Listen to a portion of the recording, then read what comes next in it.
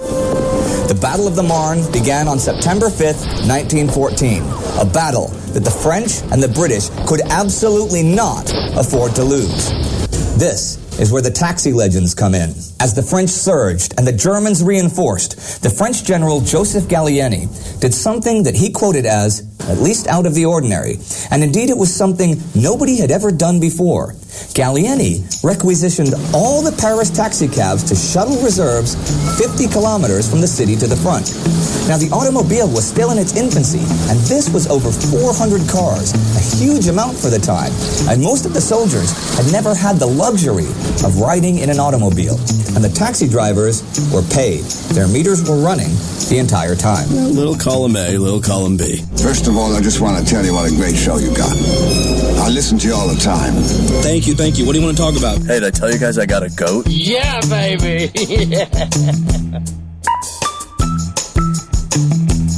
Well, good morning, good evening, or good afternoon, wherever you are, whatever you do. A lot of things happening in the world today. Most of them are far beyond our control, you might say. So perhaps it's time we took a pause and thought about life and thought about the laws of gravity, culture, science, politics, and or the news. Don't touch that dial. Just try to hear me out for a little while. Well, there's a lot of talk today about the heroes who are keeping us safe and fighting the battle against the coronavirus. There's basically nobody who questions it, and a lot of people who think that essential workers who are heroes should get hazard pay, and some even as much as a $25,000 bonus paid by the taxpayers. But what does history teach us about apparent heroes? As usual, I'm wondering about it. What else is new? Am I right? Here's how you get a hold of me. The text sheet is area code 209-565-DAVE. That's 209-565-3283. Email Dave at thedavebowmanshow.com. And of course, we're on the web. Just use your preferred non-denominational web search browser to take you to thedavebowmanshow.com, or look for the show on Facebook, Twitter, iTunes, and now, Spotify. Yeah, we finally got it to work. Ego Biberi Capulus at Olive Verve. I drink coffee so that others might live. I'm exhausted, folks. I really am. This has been a long week and long couple of weeks, and there's no end in sight. That's the thing.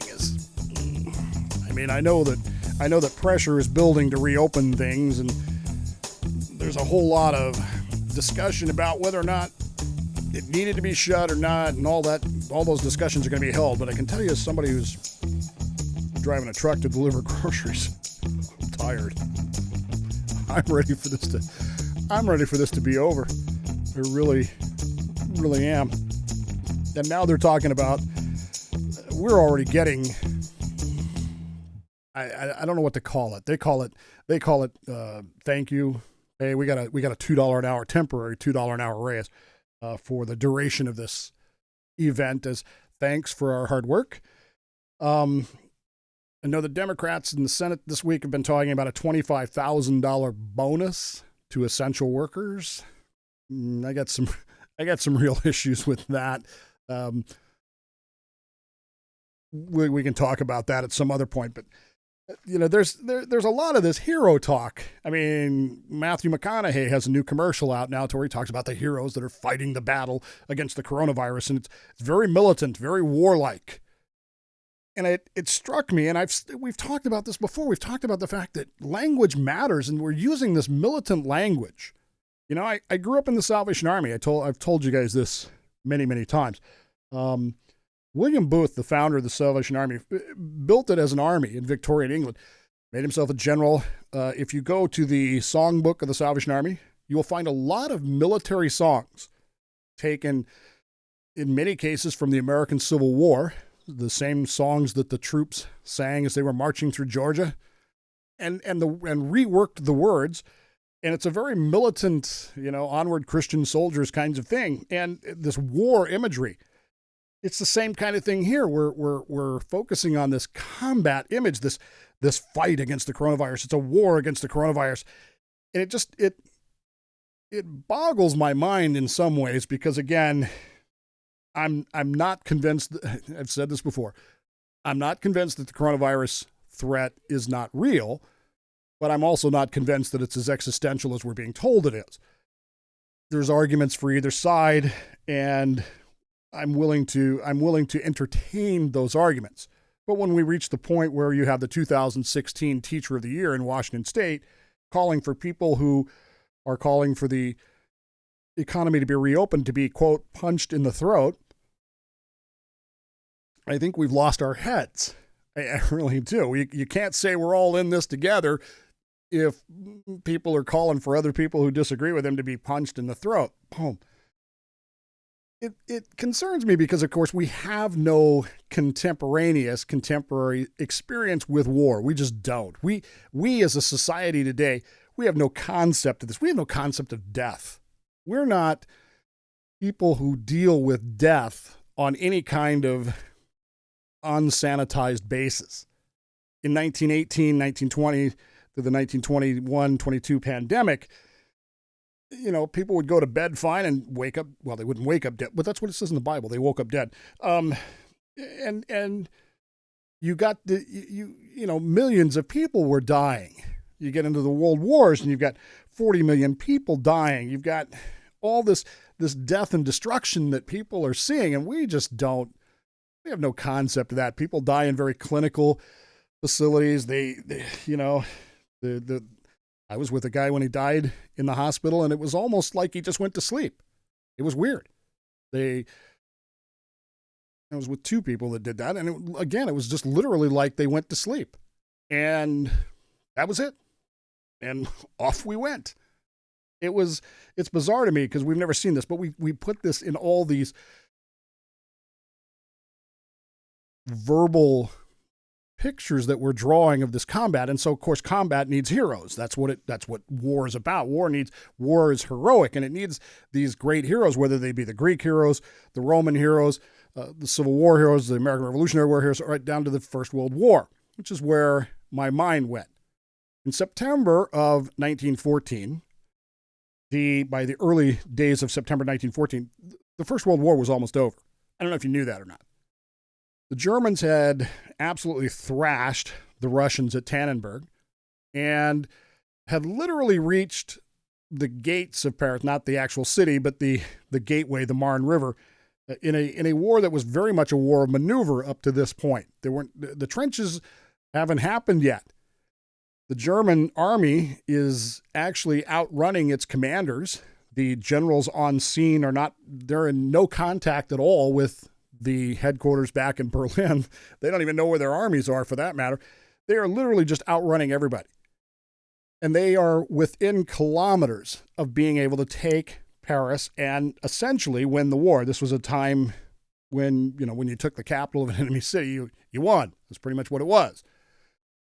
The French and the English, their English allies, recognized the fact that this was a critical time. And that if they didn't stop the Germans who had crossed the Marne River in the south of Paris, were stopped on the eastern side of Paris, eastern northern side at the Marne River, if they didn't hold them here, they were going to lose again to the Germans. They had already lost once to the Germans. They didn't want to do it again. And ultimately, it was the realization that this battle had to be won. And it resulted in the commitment of almost 2 million troops to fight this battle against the Germans at the Marne River, the first Battle of the Marne. The story goes, and I don't want to ruin it for you, but of course the French and the British win the Battle of the Marne. The Germans withdraw a little bit, and that's where your trench warfare that we're so familiar with World War I really begins, is as after this battle because of the results of this battle. But it's at this battle that the French general hits on this idea. We need to move some troops. We need to get stuff going. We need to make stuff happen. We need to go where we're headed here. And so he hits on the idea of using the Paris taxi cabs to take troops to the front lines. And so he requisitions about 400 or so Paris taxi cabs, which then he loads 5 troops in, 4 or 5, 3 in the taxi, one in the seat, one on the back, I guess.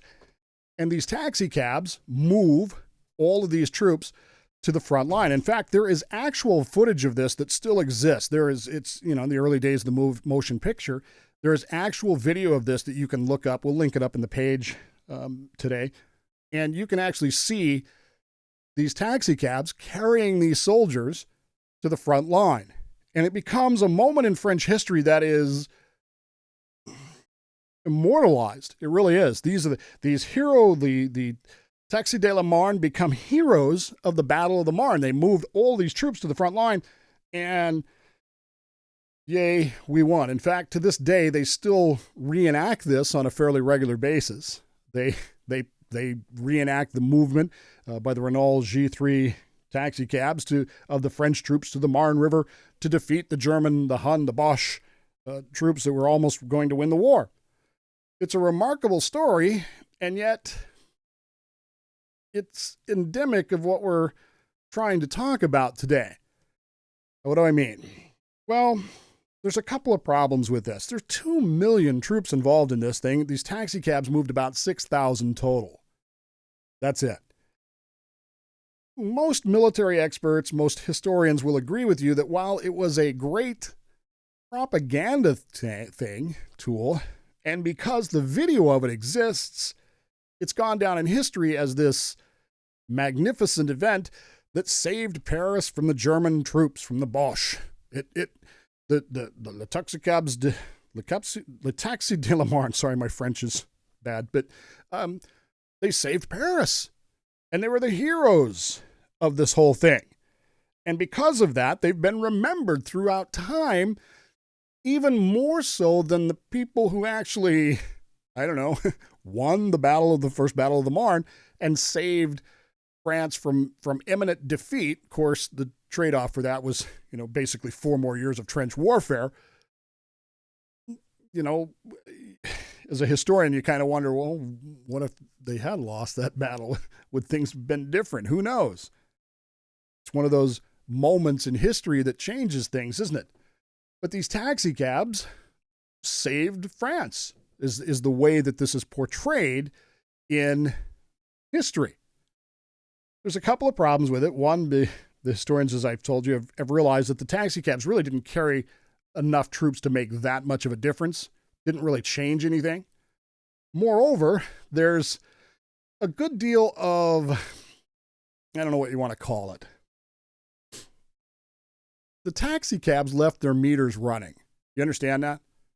The French army, the French government had to reimburse 400 plus taxi cabs for moving 6,000 troops 50 kilometers to the front lines. In other words, you could make an argument that the taxi cab drivers were doing their job. They took a fare, they took it where it wanted to go, and they left it. They weren't facing the guns of the Boche. They weren't in any real danger per se, unless, France fell, but then who knows. But they got paid. The taxi drivers got paid for this action. And to you or I, looking at it 100 plus years later, maybe that kind of rubs a little bit of the shine off, do you think?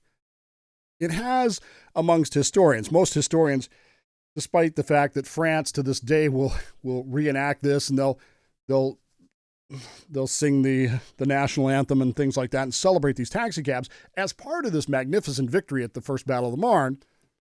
There's very few people who will seriously look at that and go, well, yeah, that changed everything. And without those 400 taxis, boy, France would have fallen. There's virtually no one who says that. And then when you bring up the fact that they got paid for it, you get a little, I don't know. There's a whole little bit of meh feeling about it.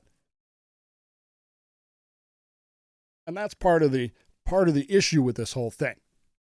Now, when we jump forward to today, and we talk about this militant ideology that we were assigning to everything. We talked about this with Trump with the border wall and the caravan. We've talked about this idea that we keep putting this combat mentality on things that are not combat. Again, every death is to be mourned.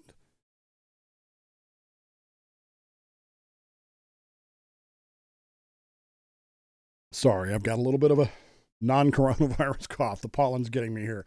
Every death is to be mourned. But is this death on the scale that we were, promised by those who told us these things? Now, again, they're going to claim that the reason it's not is because we're following the social distancing orders. But then we turn around and we get all these stories about people not following these social distancing orders.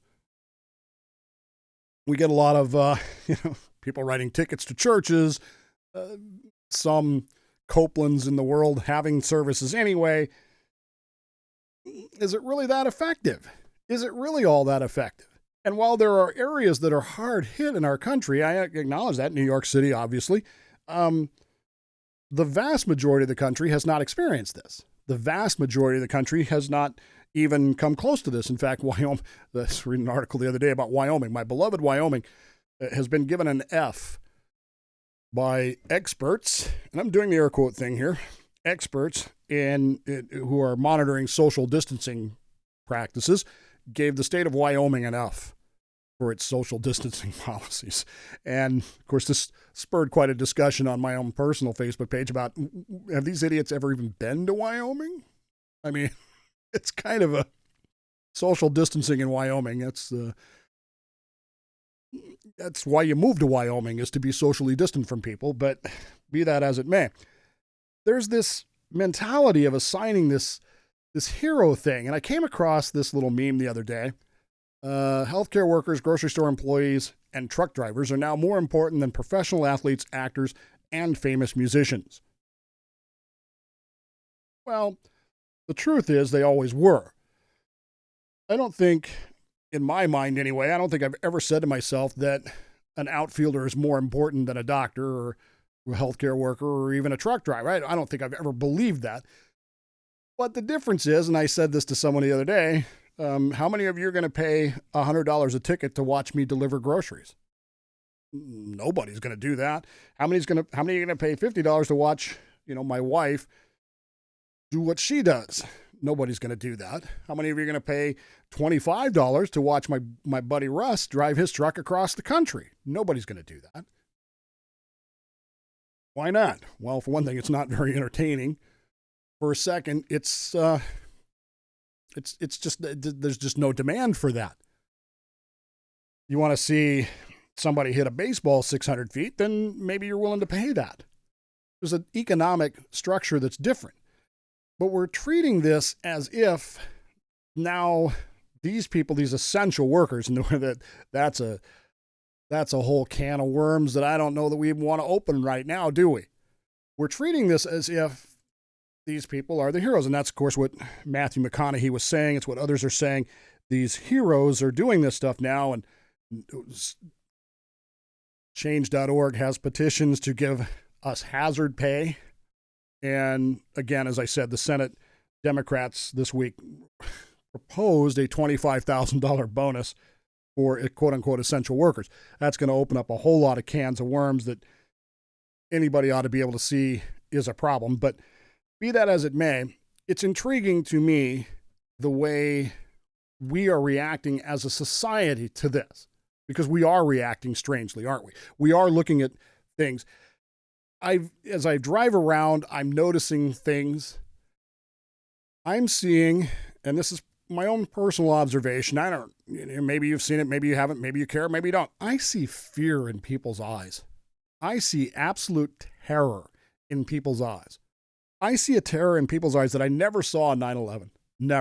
Never saw in the Cold War, never saw after 9/11, never saw after the first Gulf War, never saw with the North Koreans shooting off, none of that. But this has people terrified. I had a lady the other day, wouldn't take her receipt. Paper receipt why? Because you touched it. Well, yeah, I touched the groceries too. You're not taking those. This terror has people acting irrationally and thinking crazy things. 5G is causing the coronavirus. Did you know that? I mean, and you can't even rationalize that in a scientific way. I know there's people that will try, but if you know anything about the basics of RF frequency, you know that that's not possible. But you got people burning down 5G towers because they think, and they're scared. And they're acting as if they're scared. My concern is this. My concern becomes, again, as a veteran, I'm uncomfortable with people who obsequiously thank me for my service. I don't mean the occasional one, but there are some people who have to do it every time. And there's people that go out of their way to do it. There's people that used to go to airports to sit there and wait to see people in uniform and say thank you. As a veteran, that always made me a little. It's not that I minded it. It's not that I want to put a stop to it, but it did make me somewhat uncomfortable. I didn't do what I did for thanks. I didn't do it to get medals. I didn't do it to get money. I did it because, number one, I was very patriotic. I loved my country and I wanted to serve my country. And I looked at it as putting on my uniform to serve my country was my calling. Far more so than ever it was to be a pastor. My calling was to be a submariner, and I wanted to do that. It's kind of intriguing because now somebody said to me the other day about, now you guys are putting on a Safeway uniform and you're serving your country. And I see the relationship to that, but I don't feel the same way. I'm very uncomfortable with people saying that we're heroes, that we're, the critical element in all of this. Because again, what I see is a lot of fear. I see a lot of people who are terrified of something because they can't see it. They can't control it. And they don't understand it. And so what's not understood is to be feared. And what I'm wondering is, in kind of a weird way, I think we're all willingly or unwillingly kind of reaching the point where we're seeing that the Corona Fest 2020 isn't let's face it, it's not the pandemic that we were promised. It's not the millions of deaths worldwide. It's not, now we're seeing where governments are classifying basically every death as coronavirus. Guy with a coronavirus jumps out of an airplane without a parachute, died of coronavirus. It's a meme, but there's some truth to that at this point. There's becoming more and more truth to that at this point. We're so trying to turn this into a world war that we're overthinking some things, I think. And I think we're overreacting to some things in some ways that on both sides, the people who are resisting it and the people who are enforcing it, aren't clearly thinking anymore. That's obvious to anybody who takes a dispassionate step back and says, what the hell are we doing here? And what I'm concerned about is 104 years from now, when the historians are looking back at this war on the coronavirus, what are they going to conclude about all this? We're holding up people as heroes right now, and I get it. They're doing their jobs. They're doing the jobs that, in most cases, they signed up for. I'm not trying to. I used to work for a guy, a senior chief, who said, we don't give people medals and rewards for doing their jobs. We let them keep coming to work. There's a certain element of that in my head that says, this is part of being in those lines of work. I recognize the fact that people could have the disease when I pull up to their house, but I take appropriate precautions. I do things the way I'm supposed to do them. My wife does the same thing. The military is doing the same thing, although with one, obvious case of mismanagement. But that being said, 100 years from now, are we going to look back at this and go, yeah, all those people are remembered as heroes. All those people were celebrated as heroes. All those people were, hailed as the saviors. And yet they were really just doing their jobs. And they got paid for doing their jobs. And in fact, in some cases, they got paid a lot more than normal for doing their jobs. And if that happens, does that kind of make us more like the taxi cabs de la Marne? Or does it make us victors in some battle against a disease that nobody can can really see or isn't really turning out to be the disaster that it was supposed to. It's causing me to step back a little bit and think in all this thing. Now, again, I'm not convinced that a coronavirus is not real. In fact, I'm pretty sure that it is. I'm pretty sure I had it back in December, January. I am very sure that I did.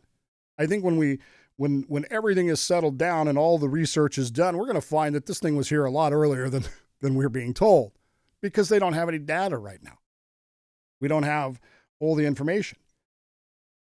But I am intrigued in a society that has no concrete and no contemporary experience with the concepts and the conduct of war, and the way we're turning this into a war so that we can rationalize and justify making heroes of people who are literally doing their jobs, including myself, by the way. I'm one of those essential employees that's out doing my job.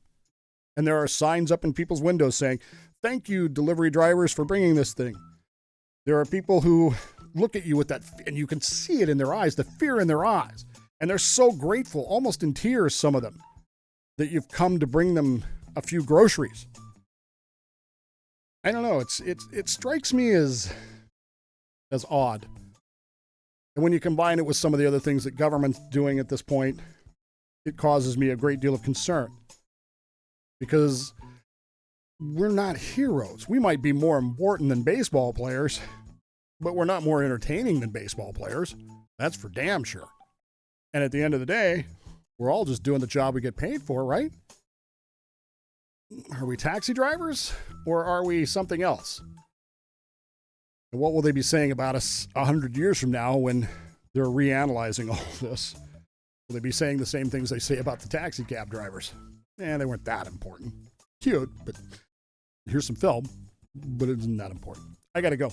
Take the time right now. Tell the people that matter in your life you love them very much. You'd miss them if they weren't there, so don't pass up those opportunities. You don't want to have that regret. Plausibly Live, I'm Dave Bowman. This is my show, The Dave Bowman Show podcast, right here on the DaveBowmanShow.com. See you next week, everybody.